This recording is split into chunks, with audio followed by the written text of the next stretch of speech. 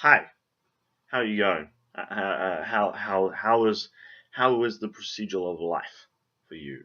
Hi, my name is Wheels. I've recently acquired a new nickname at school from a few people. Player. Um, I wish I was kidding um, about this nickname, but I'm not. I don't. Uh, uh, I was talking to one of the girls in my class on Facebook about it. See, I've started to stretch out to people, saying hello to people who I don't normally say hello to, messaging people on Facebook who I wouldn't normally message. Because there's a difference between adding someone you know on Facebook and adding someone on Facebook that you know and then actually talking to them. Pardon me, lost my voice. For example, you will add someone, but then you won't necessarily talk to them. You probably don't even know them in real life.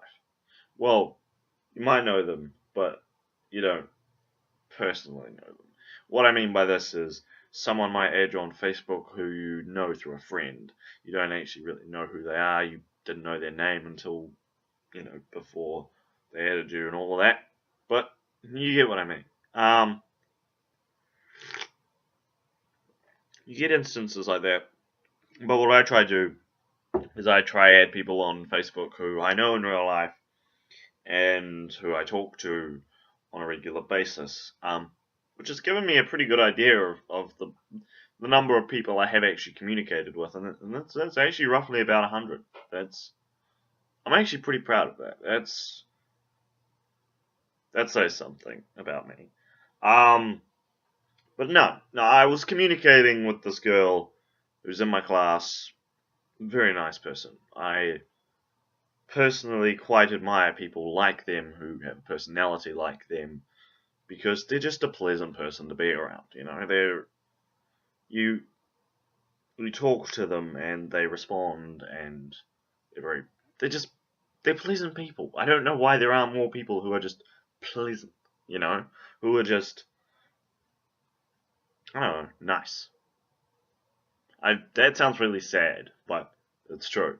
Um, and I figured out that I've acquired the nickname Player because I've been seen communicating with lots of girls in my class.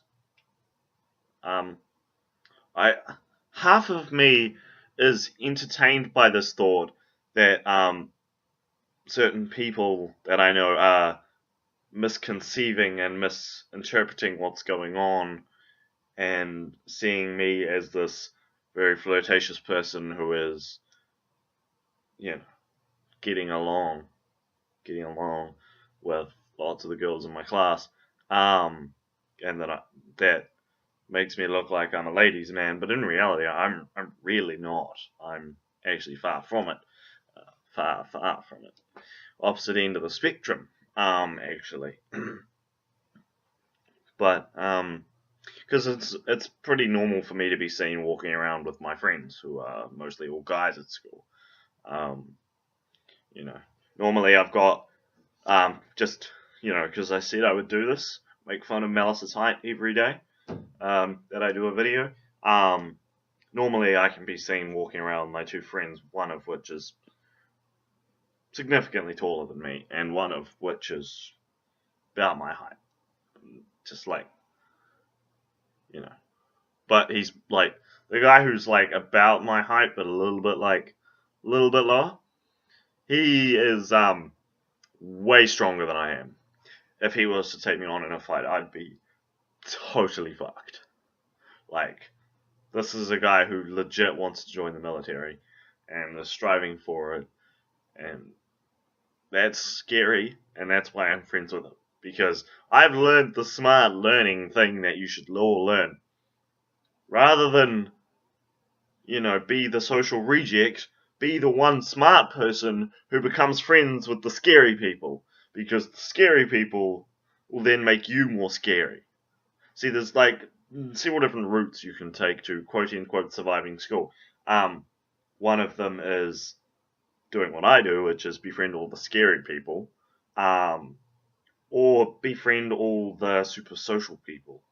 And I think what we have there is quite a mutual, beneficial friendship for both of us, because he's scary, which means that I'm safe because no one wants to fuck with me, because then they're fucking with him as well, and he's quite strong, and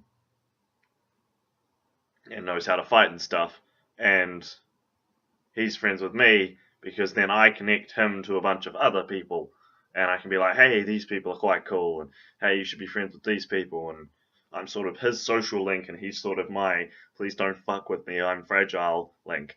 Anyway, that's all besides the point. There's many different routes you can take. That's the route I've decided. Make friends who benefit both of you. You gain something from them and they gain something from you. That is the best type of friendship you can have, because then you're always gaining something and you don't just have a friend who will ditch you, because if one of you ditches the other person, then it causes them more problems, because then they no longer have the gain that you give them. Basically, if you want to reassure that you will keep friends, make sure that they're friends that gain something from you and that you gain something from them. That way, losing them is actually less beneficial for them. It's just an idea. Anyway, back on topic. So, I'm being seen as a ladies' man even though I am not. Now, again, half of me is highly entertained by this and wants to sort of keep the illusion going, maybe even increase my level of friendship with the females in my class and stuff, just to sort of make fun of the people who seem to believe this.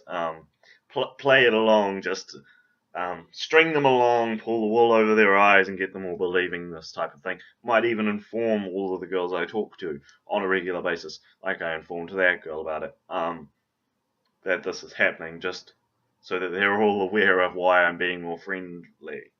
Yeah, I nearly messed that word up. And the other half of me just wants to be like, you are an idiot. I am clearly not what you say I am. I'm also Skux, apparently. Whatever that means. I mean, I know what it means, but it really depends on the situation and person it's being used. It depends on the situation that it's being used in, and it also depends on the person it's being used on. Which is why I stay away from it. Can I just say that my eyes look incredibly blue right now? I mean, they actually are. The whites of my eyes are actually blue, but they're like really quite obvious in this lighting, which I think is quite cool. Because normally you guys can't actually tell that, but in case you didn't know, the whites of my eyes are actually blue. They're a very pale blue and not actually a white. It's a symptom of my condition. And that thing looks fucking horrible. It looks, I swear to God, that looks way worse on camera than it does in real life. Kind of just looks like a spot in real life, but it looks like a giant welt on my face. Don't worry, it's just a thing. It's like a pimple that got a little bit more infected. Because I'm one of those people, when I get pimples, they're not like, I wish I was like my friends who get like dozens of little pimples just like all across their forehead or something, that they're all there at one time and then they'll all just be gone. No, but what I get is like giant welt pimples like that just occasionally crop up on like my forehead and stuff. So you can kind of see scars from some of them. They're just sort of giant welts that appear on my forehead and sometimes my cheekbones, like that one. On like every couple of months or whenever I'm getting stressed out. More so whenever I'm getting stressed out, and I'm getting a little bit stressed out right now because I'm going in for another infusion tomorrow. So you guys probably won't see a video tomorrow night, and you didn't see one last night because I was sitting there thinking that I'd get a response as to a video topic I really want to discuss, but I'm actually waiting for permission from the actual person that I'm going to be talking about, seeing as I've never talked to them before. See, it's okay with people like Malice because we've been talking for ages, but with this person who's never actually talked to me before, it's a different situation. But you probably won't see a video from me tomorrow because I'm going in for an infusion. I guess I should explain this because all of you guys probably like, he's what? He's what? No, what? Don't worry, I get these every 3 months or so. It's pretty standard procedure for me. It's however, I am onto the adult needle now, which can I just say is way bigger than I expected. Like they were like, oh yeah, we're gonna be moving you onto the adult needle now. And I'm like, oh, okay, it's probably gonna be a little bit bigger, and the dosage is probably gonna be a little bit more powerful. The needle is, for lack of a better term, the needle is fucking huge. Okay, like they're like, oh, don't worry, it's not that much bigger. I shit you not, the needle is about this long. I shit you not, that is a long fucking needle, and it's like way thicker than I'm used to. Okay, it's not that thick, but I'm used to a normal sized kid needle, which is like that big, and now I've got an adult needle which is like this big, and it's much thicker.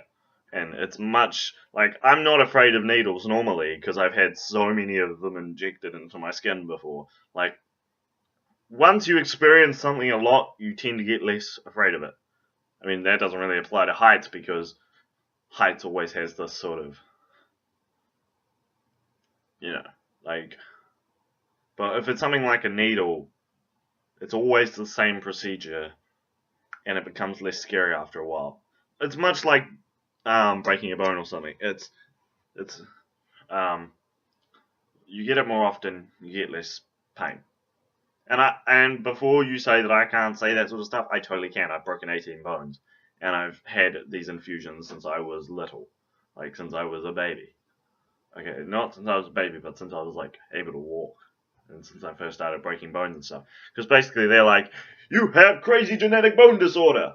We're gonna put you on crazy drugs. Basically, what this infusion is, it's a chemical called zoledronate. Now, that's a big word. It's a big word that I know. It used to be called permigenate. Basically, this is a injection that I get. Normally, I get it in this arm, right up. Normally, I get it right up in there. Either that or I get it in that vein there. I've been told I have very good veins, that I have very rich veins for sticking needles into. Yeah, I know that's weird, but it's sort of the only compliment someone who sticks a needle in you regularly can give you. Yeah, by the way, you have very nice veins. It's not like they can say, you probably have super great friends, because they don't know anything other than you have very good needles. You have very good veins for me to stick needles into. That's really all they know, because all their job is to stick needles into me. But anyway, I'm not that afraid of needles, but this is a big needle. I was used to the small needle, and now I've got a giant needle. So, just a warning, if a doctor tells you that you're going to be moved up to an adult needle, be warned it's bigger than you probably expect from a guy who's had it.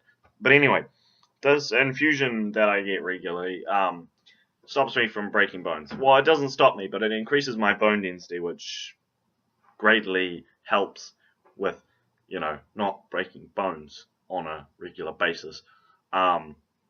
Because for those of you who don't know, I used to break a bone every, year without fail. When I put it this way, when I was 5, I'd broken 5 bones. Now I've broken 18 and I'm 15. So I sort of started breaking more bones.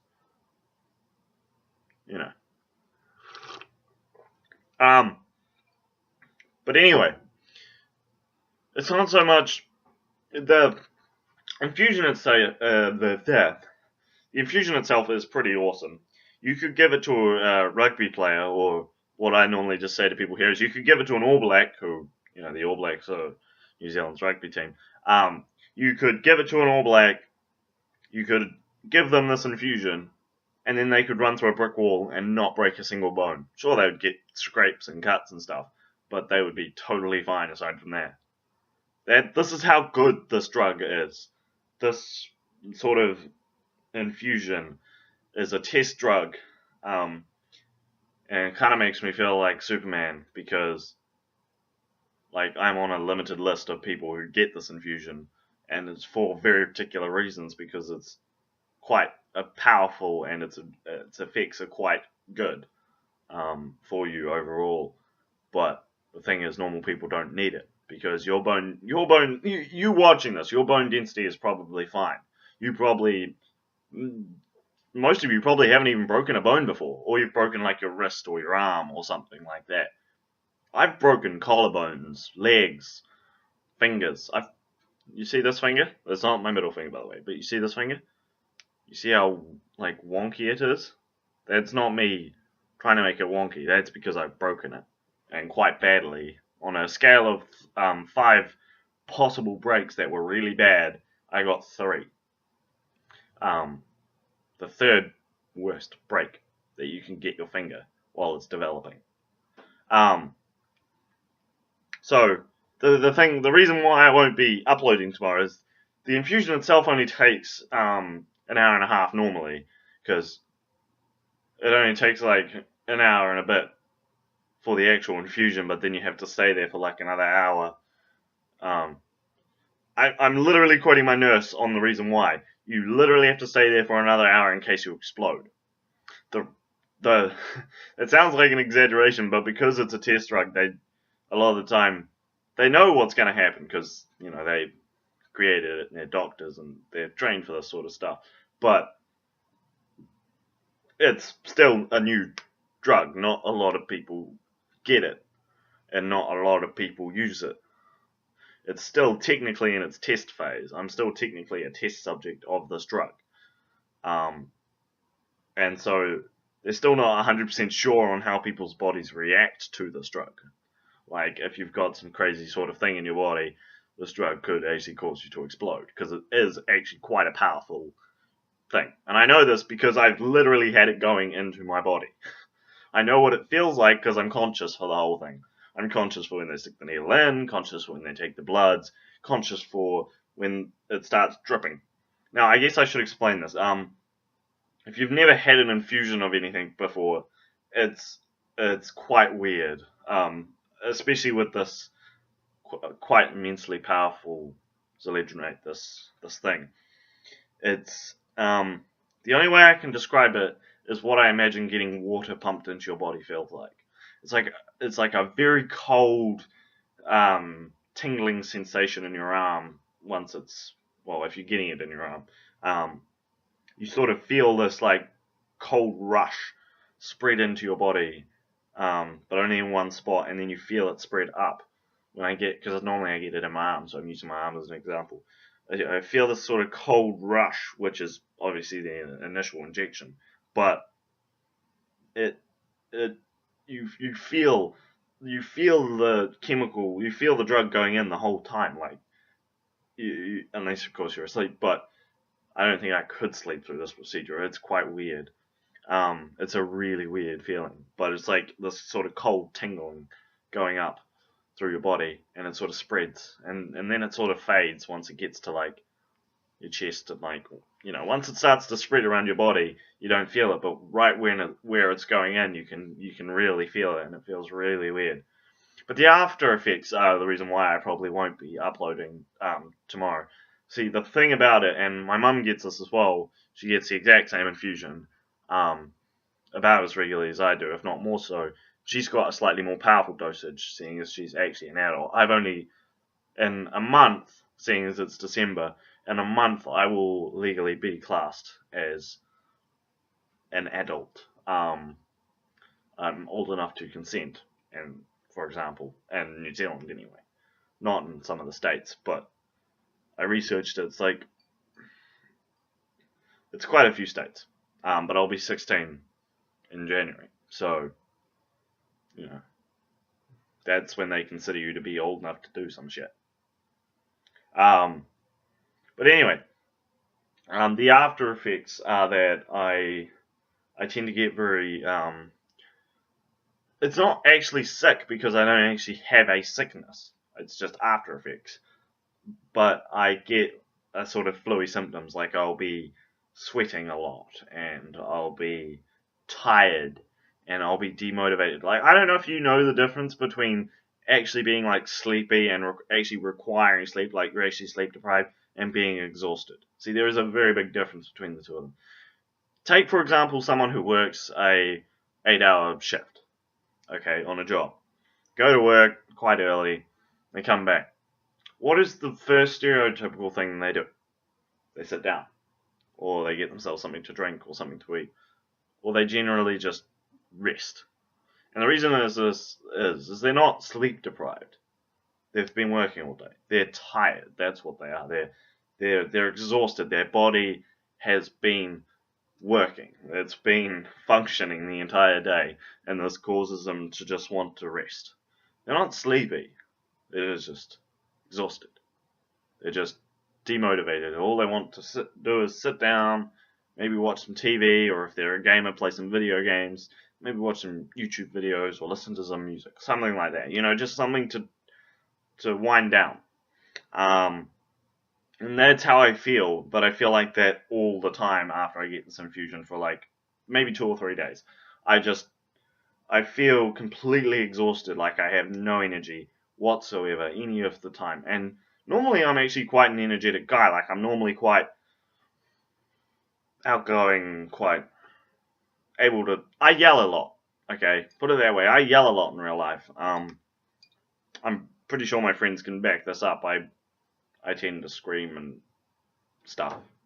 You know, I'm a loud person in real life and quite energetic and stuff. And I'm normally not that sort of tired. I mean, I am tired all of the time because I have terrible sleeping patterns. But I like being tired. I like the feeling of having no energy. I don't know why. I suspect it was something to do with the fact when I was little I used to be hyperactive and I would actually like run around in circles screaming just continuously. Like I would actually do that. My parents actually had to get me therapy to like, it was weird therapy too. It was like sit in like a dark room and you put your feet in like hot water and the water would smell nice, like it would have lavender in it or something. It was basically just like 2-3 hours of like chill time, like super chill time, like everything's designed to just be super chill. And it worked though. It worked like just a total treat. Like I'm not hyperactive anymore. But now I actually am polar opposite. I like the feeling of being exhausted. I really do. But I actually like the feeling of being sleep deprived. Like I know a lot of people absolutely hate it. Like they hate like waking up, like rubbing their eyes and just being like super exhausted and just yawning all the time. But I actually really like that. It's why I go to school on like no sleep and just drink lots of coffee. Because I know that caffeine doesn't affect me like at all anymore. Like it's literally like 10 o'clock or something right now. If you want proof, there's the door, right? It's pitch black out there, man. You know, but the thing is, I'll get up. I'm drinking coffee like 10 o'clock at night. It's kind of my point. And I'm going to probably go to sleep like pretty soon after this. Once this video's up, I'm going to go to sleep probably. And that's, you know, a lot of people can't have one coffee after 12 o'clock or they won't sleep. I can have a coffee at 10 o'clock. And, oh, by the way, I mean like midday. Basically, I know people who can't have a coffee at midday and then be able to sleep that night.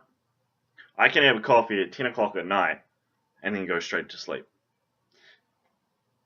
That's how like little coffee affects me. That's how little I get from it.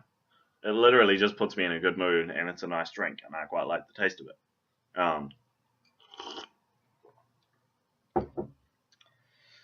So, aside from the flu-y symptoms of this, right? The reason why I won't be uploading. I get the flu-y symptoms. I get, normally I get, not really a cough, but it kind of is a cough. And the main thing is I notice my body tends to heat up quite a lot. Like I get hotter a lot, and that's weird due to the fact I'm a cold person. I quite like, being in cold rooms, being in cold areas, just generally quite cold. Maybe that's something to do with the climate here as well. Like, New Zealand's actually pretty cold. Despite what people will tell you, from a guy who's lived here all of his life, New Zealand's pretty cold, okay? It can be cold a lot of the time. Sure, it gets up to like 25 degrees sometimes at best, but it can also go down to like -2.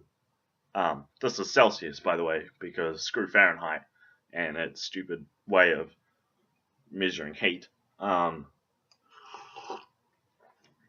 But yeah, so I'm not good with the feeling of overheating. Like, I'm fine with being cold. I love being cold because that means I get to wrap up and I get to dress up, and I don't know. I like the feeling of needing heat more than I like the feeling of having too much heat and needing cold. The thought of needing cold is way worse to me. Plus, I really don't like being sweaty, and I'm sweaty quite a lot. Like, honestly, one of the first, there's like three main things people point out about me. That is either my voice, my hair, or how sweaty I am.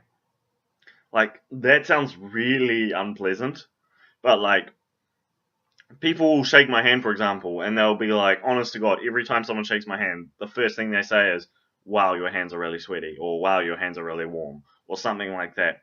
And I don't know why, but right now my hands are sweaty as all hell. Probably because I'm wearing this quite nice hoodie that I quite like. By the way, my favorite color is blue, so love this hoodie. This is like my ideal sort of blue. This is it actually comes up way better in the camera too. Like, if it looked like this in real life, I'd be way more stoked. But it's actually a lot darker in real life than the camera makes it look, which is weird. The camera makes everything look lighter. I suspect that's how because I've actually got more lights on than I normally do. I've got a really powerful white light on over there as well. But yeah, my favorite color is blue. Anyway, back on subject. Sweaty. Yeah, I get really sweaty. Like, I'm not actually sweating. My body gets very moist, and you could run your hand down my face and you would be able to feel it, but you wouldn't necessarily get any residue. My body heats up a lot, and on top of my body heating up a lot, I tend to get very, very exhausted. Like, I will, in my mind, be like, yeah, I'm gonna move, I'm gonna go do this, I'm gonna go do that. But then I try to get up and I'm just like,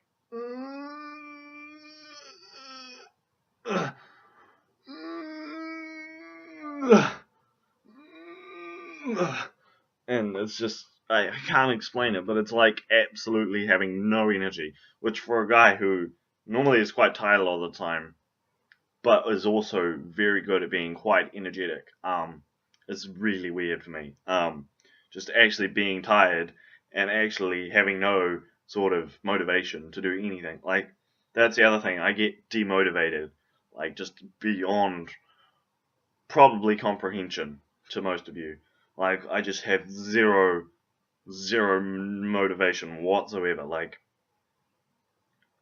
I can't think of anything to do, and I only do things that I really have to do. Like, the only thing I'm probably motivated to do is to go for a piss. Because if I don't go for a piss, I'll piss my pants. And then I'll have to be motivated to change, which is a lot worse. That's literally how demotivated I get from this. And this sort of sickness slash sort of exhaustion tends to last 3 or 4 days at best. Or actually not at best, at worst. At best it lasts a day or two. And on top of that, my brain gets really foggy.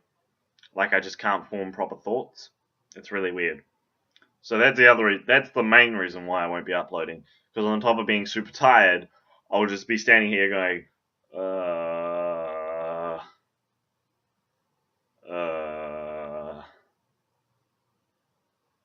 stuff,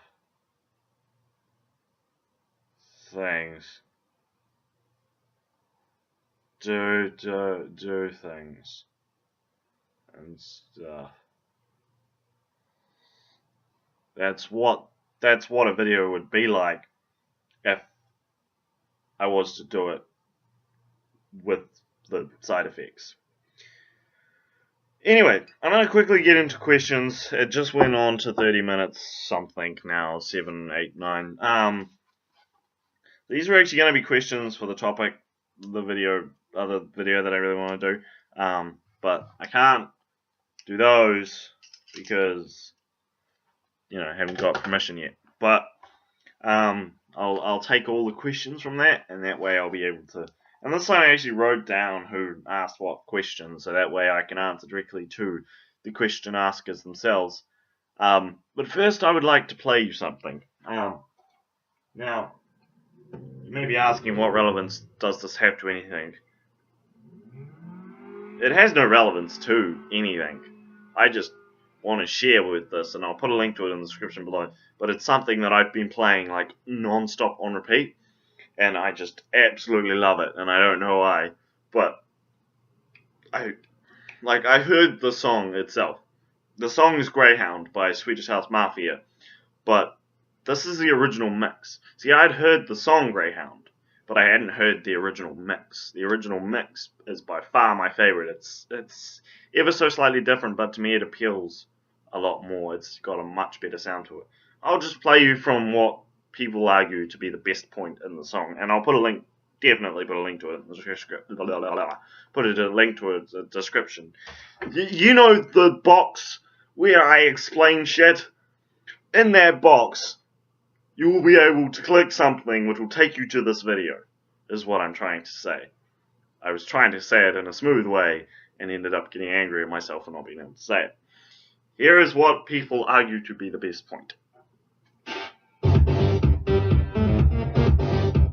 Honest to God, this beat is awesome. I don't know why I like it so much. I just do. I like it a lot. Then I have really good bass speakers, so it's way more fun. Plus, I'm probably going to get told off by my neighbours, because it's like 10 o'clock at night and I'm playing really loud music with bass speakers. This is why you don't be my neighbour, because you'll get loud bass speaker songs at like midnight. Honest to God, I can feel that in my stomach. That sound right there that you just heard before, because there's like a bass speaker on the floor, I felt that like go right over my torso. And when that kicks in, I can feel it in my knees.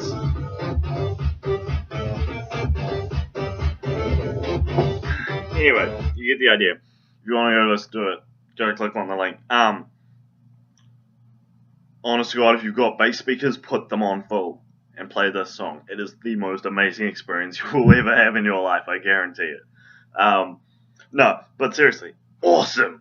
I don't know why. I normally don't listen to music like that, but it is just so good. So good. Anyway, on to the questions. Now that we've had a bit of a breather, that's kind of what the music was for. Just sort of break up the, hey, I probably won't be uploading tomorrow because I'm going to be all tripping out on crazy drugs. Basically what I should have said was I get sweaty and I trip out a little bit. But what I ended up doing was over-explaining it in way too much detail, and basically making it sound like I'm a giant hot water bottle, which I kind of am. Seriously, I overheat all the time. I'm always overheating. Honest to God, I don't plan to have sweaty palms all the time. I just do. I don't know why, but even when it's really cold, even when it's only like 12 degrees Celsius, I still have really sweaty palms, and it freaks people out because they're expecting to shake my hand, and it'll be cold like their hand, and then my hand is just boiling hot. It's weird, and I don't like it. I suspect it may have something to do with the fact that both houses that I live at, the rooms that I stay in, have really drafty areas, right where the bed is. Because I always have my bed near a window, I don't know why, but it's just sort of a thing. You know, that sort of that concept of how things in a room affect sort of your attitude towards it. You know how when you rearrange furniture and then a room looks like it has more space? It's sort of like that. I forget what the term for it is, but it's sort of like that, but the way you where you put your bed affects how you sleep and stuff like that. So if you're having a really hard time sleeping, try rearranging where your bed is. try turning it on a different angle or putting it in a different part of the room. So say you've got a giant cabinet on one side and your bed on the other and a door between. Try switching the bed and the cabinet around if you're having a hard time sleeping, or try turning the bed and putting it up against the rear wall or something like that. Just try move furniture around and try move where you actually sleep around a bit, and you might actually find that you sleep a lot better on a certain angle. The way I found it for me is I always have it so that the door that opens. It's not actually in that room because that room is weird and small and I don't have enough space to do it. But the way I normally have it, the best way that I found I sleep is if the door opens and the bed is sort of here. So someone opens the door and the bed's on that side of the door that opens, and always that I have a window by my head. Don't care like if it's behind my head, because in the house that I'm currently in, the window is sort of like here when I sleep, and that works out fine for me. But at the other house, the window is there, so it's sort of going across. The draft sort of goes across, whereas at my dad's it sort of goes down over my body. But although I don't like being in a cold room all night, I like being cold, and I don't like the draft, but I like being in a cold tempered room. If I had rooms that had like thermostats and like ways to control air conditioning and things, I would definitely always have it set quite low, put it that way. I'm the opposite of an Oompa Loompa. If you don't know what I mean, never mind. But yeah, I always find having a window near my head and having the door open and the bed be on the back side of the door, sort of like if you're backhand slapping someone, I sort of want the door to be backhand slapping my bed. That's a better way of explaining it. And don't ask why. It's sort of like an isham, you know, the ISMS or whatever it is. It's this thing that, it's a sort of weird thing that you have that sort of is unique to you normally, or sort of makes you stand out a little bit more than everyone else. And that's sort of what I have. I don't know what it is. It's weird. Questions. Favorite of side note.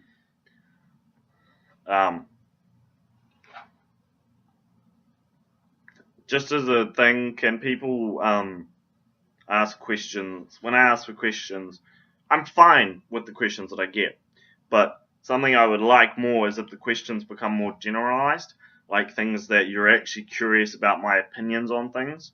I know the questions you are asking me the questions you are asking me are opinion questions, but I'm meaning more. I got this really good question once, which was places you think are the best to like grow up in. I did actually answer that, and I did a whole video based around that, but I couldn't upload it, which was really annoying. So I might actually reshoot that question video at some point, and I'll tag the person who asked it, or the person who I think asked it. But I don't know, just maybe more. These questions are great, and I'm sure you actually want to know the answers to them, but they don't apply to everyone, and I kind of want to answer questions that everyone may be curious about. So if you've got a question which more than one person might actually be curious about, like actual things that you want me to talk about, rather than me giving my opinions on things that relate more specifically to you. I don't know, it's just a suggestion, because that way it makes it more enjoyable for everyone as well. And it also gives you more variety on the questions you can ask me, because people seem to think they run out of question ideas. If you generalize the questions, you increase the options. But the questions I've got today actually all relate to role-playing. So this is going to be interesting. Favorite OC of mine, asks Joey, you know, the guy who probably will watch this. Um, well, here's the thing, buddy. Sorry, more coffee first. Now, I'm not meaning this at all in a bad way. It's a good thing. Um, but like me, you have a shit ton of OCs. Well, at least that's what I perceive. You have a lot of OCs. You have last time I heard you talking about it, you had like 28 or something like that.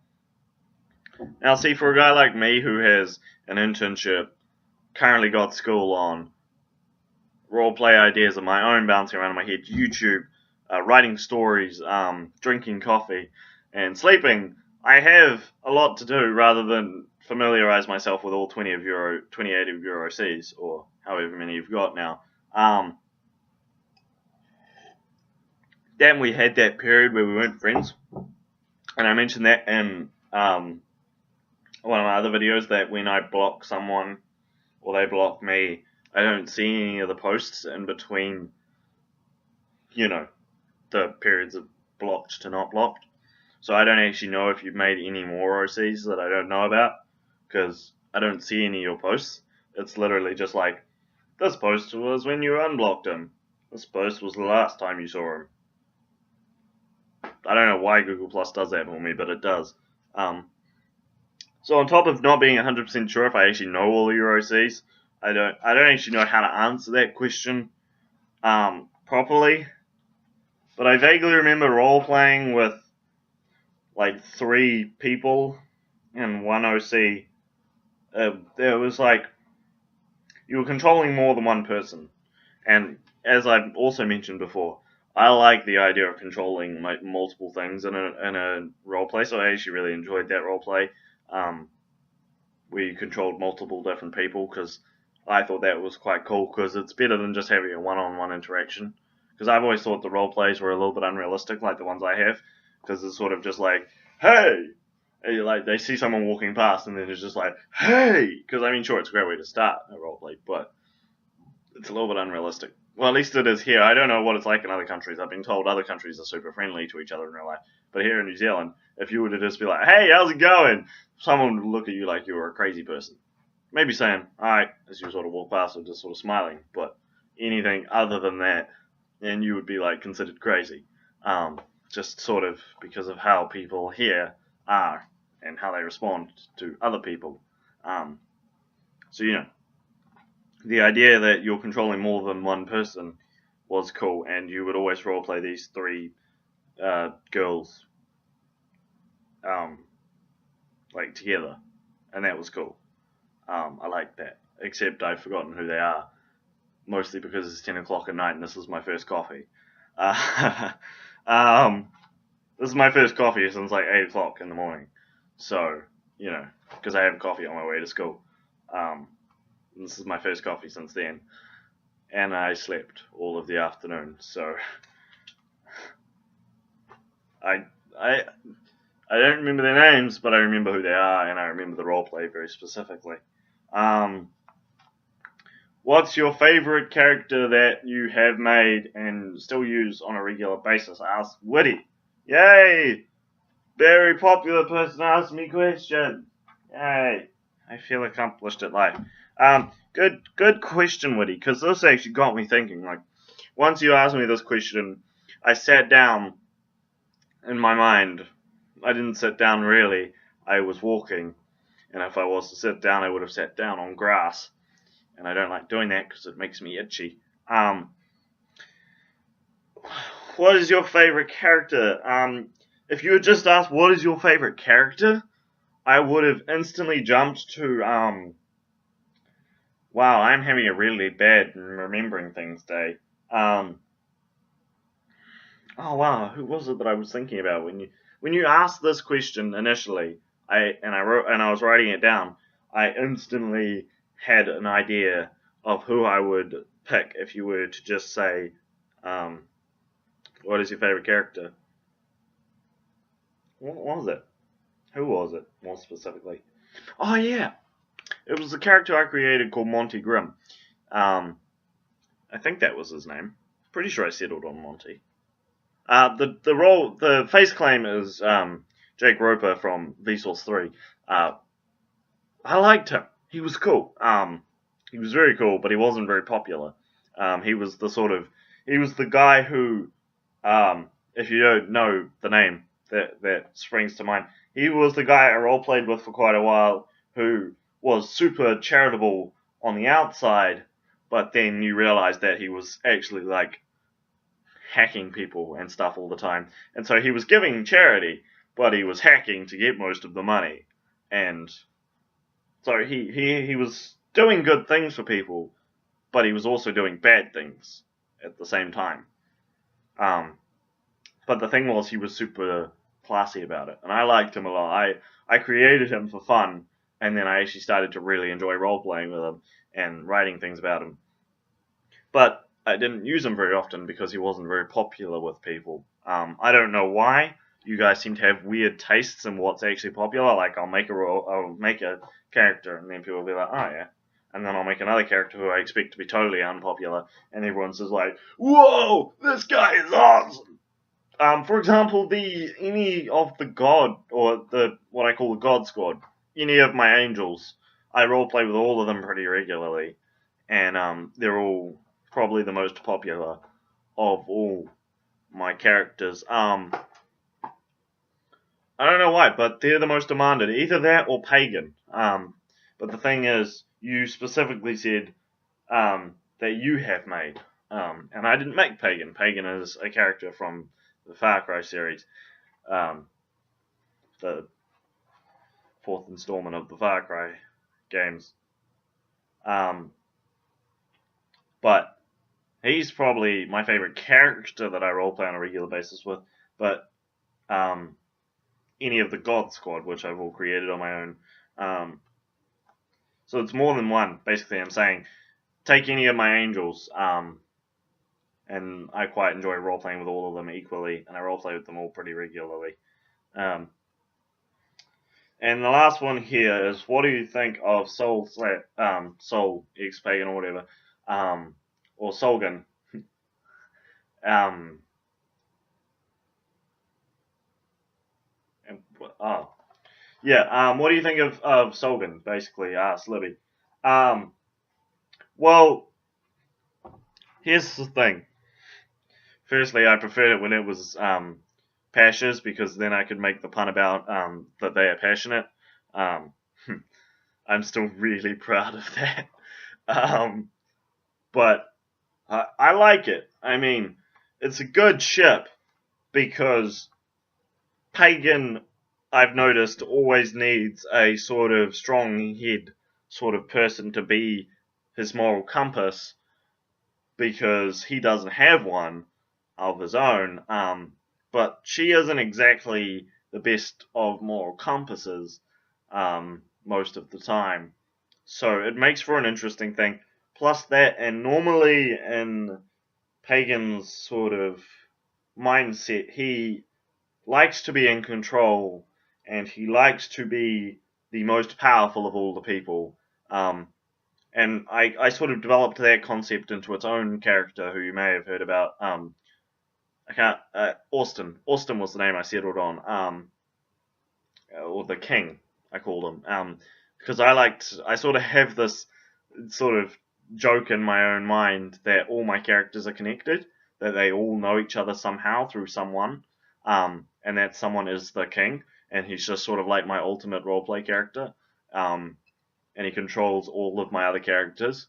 Um, he doesn't necessarily know all of them, but he's sort of like that one business guy who actually deals with like way more people than he like actually physically deals with. Like he'll command a, a unit of people basically. That's kind of what the king is. He's the character who controls all my other characters.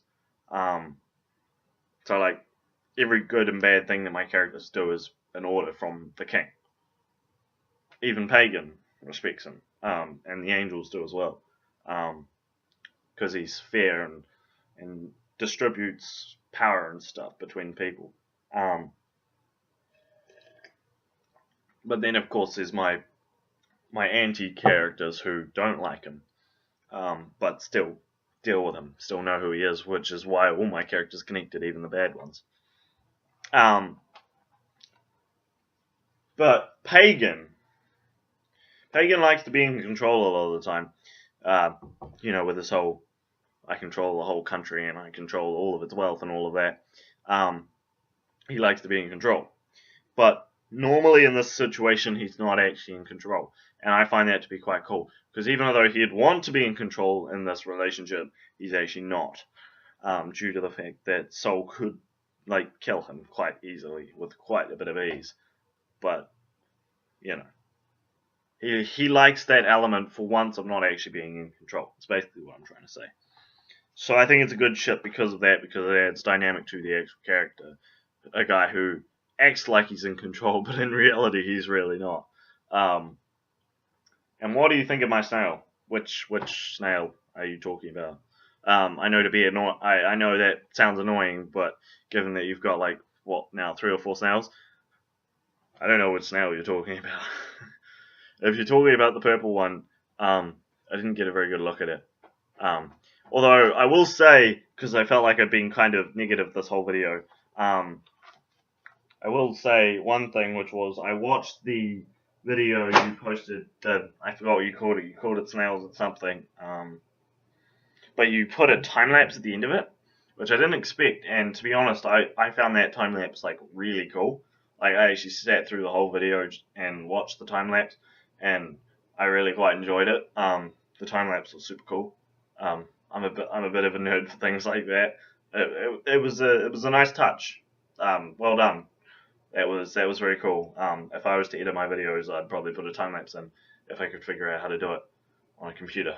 But it would also require me standing here and drinking coffee for I don't know if people would watch time lapse of a guy drinking coffee, but they'd watch a time lapse of fish swimming around in the tank. So, well done on that. Good thinking. It was a nice touch. Very, very nice.